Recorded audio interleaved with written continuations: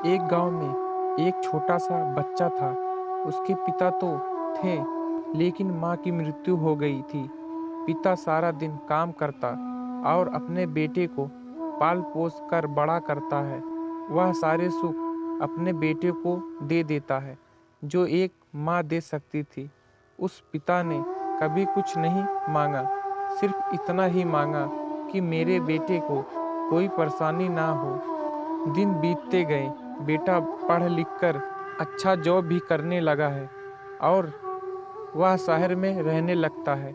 कुछ दिन बाद वह अपने पिता से मिलने आता है और कहता है, पापा मुझे कुछ पैसों की ज़रूरत है। मैं चाहता हूँ कि शहर में ही ज़मीन लेकर अपना घर बना लूँ। पिता इस बात को सुनकर बहुत खुश होते हैं। सोचते हैं कि मेरा बेटा है, एक ना एक दिन नाम करेगा। जिंदगी भर की बचाई हुई पूंजी को निकालकर अपने बेटे को दे देते हैं। बेटा शहर चला जाता है और उन पैसों से अपना घर बना लेता है।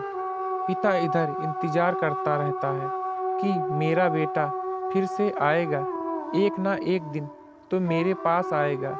जाएगा कहाँ?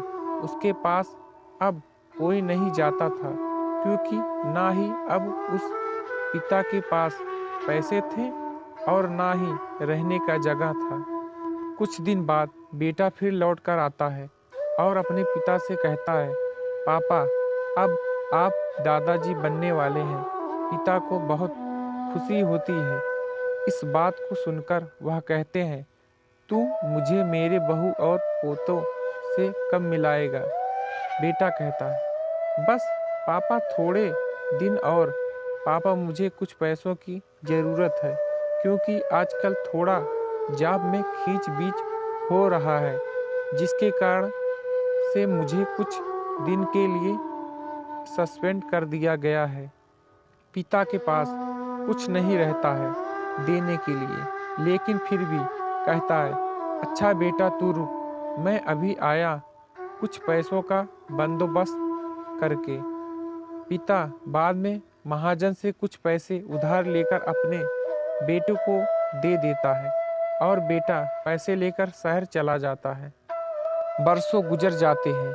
पिता सोचते हैं कि मैं तो अब दादाजी बन गया हूँ। मेरा बेटा पता नहीं मेरे नाती को लेकर कब आएगा। फिर सोचने लगते हैं, समय नहीं मिलता होगा, इसलिए मेरा बेटा अभी तक आया नहीं, वरना आया जरूर होता।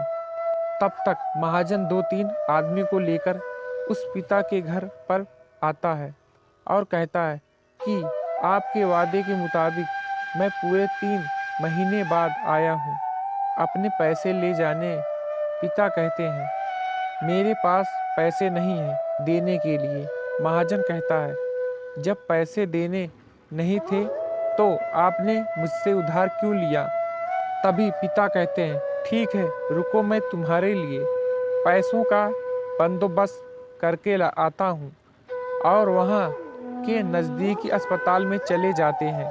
वहाँ जाकर अपना ब्लड डोनेट करते हैं और अपनी एक किडनी बेच देते हैं और उस महाजन का कर्ज छूटा कर देते हैं।